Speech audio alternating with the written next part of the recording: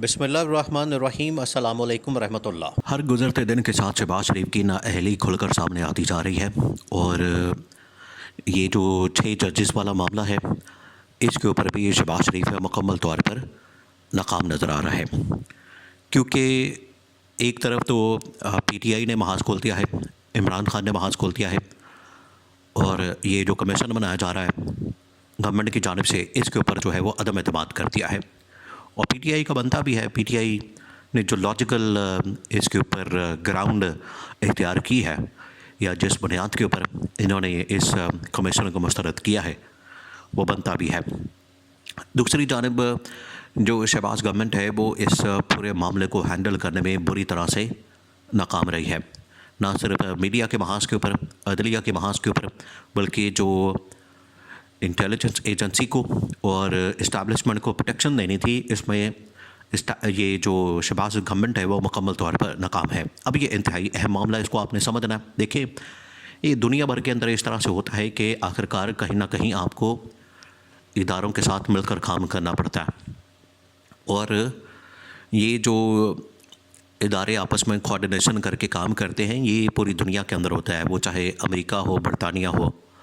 कोई भी महज़ब मुल्क हो या पाकिस्तान हो, वहाँ पर आपने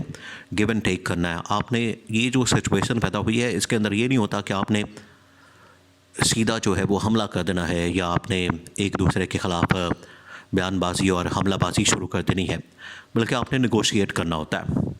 अब जो शहबाज गवर्नमेंट है, इसने इस मामले से अपना बेनिफिट निकालने की कोशिश की है, इससे अपना फ़ायदा निकालने की कोशिश की है और क्योंकि इसमें नज़र आ रहा है कि जो पीटीआई है वो कामयाब हो जाएगी।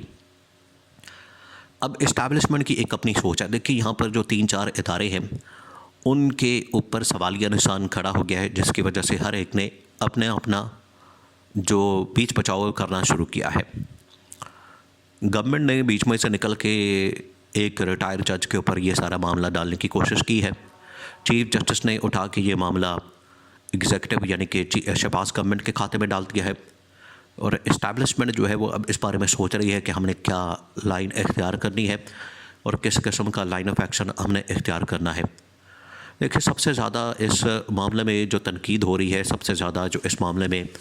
क्रिटिसिज्म हो रहा है या जिसको टारगेट किया जा रहा है, निशाना बनाया जा रहा है, ये 6 जजेस वाले मामले के बाद उसमें तो इस्टेब्लिशमेंट को किया जा रहा है।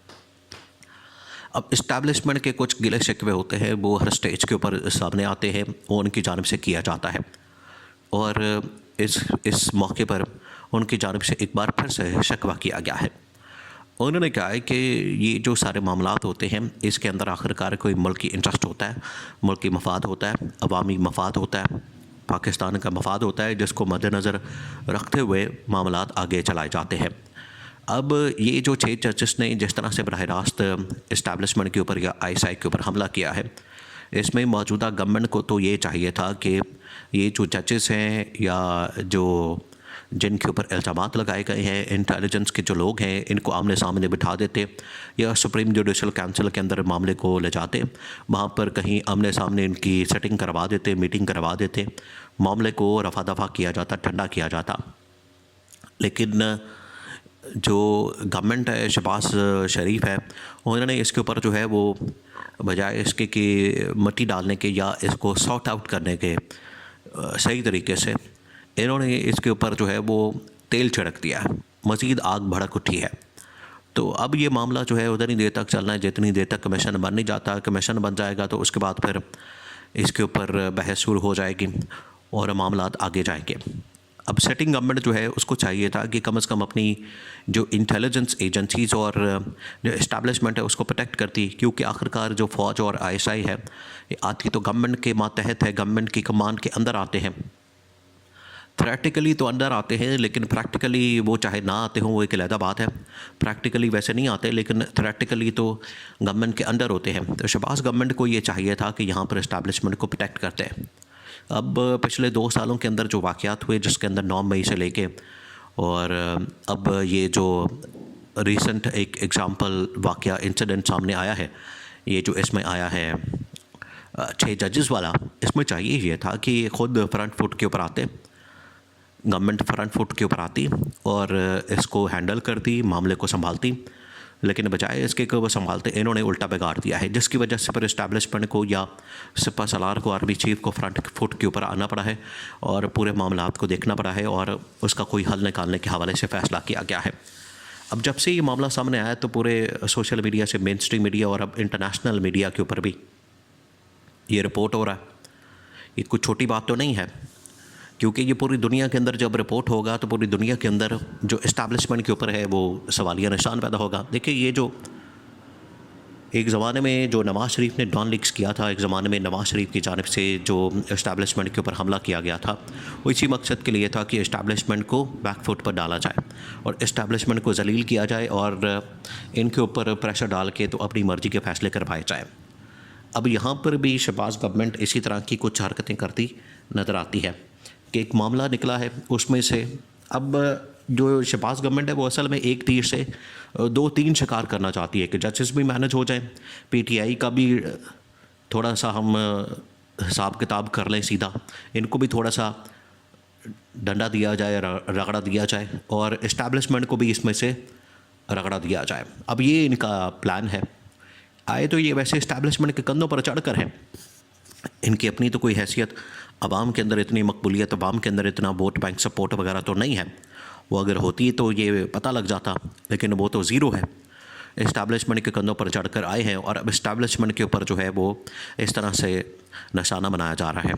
तो फिर आखिरकार इस्टेब्लिशमेंट को ख़ुद फ्रंट फुट के ऊपर आना पड़ा है। उन्होंने फ़ैसला किया है बहुत अहम तरीन,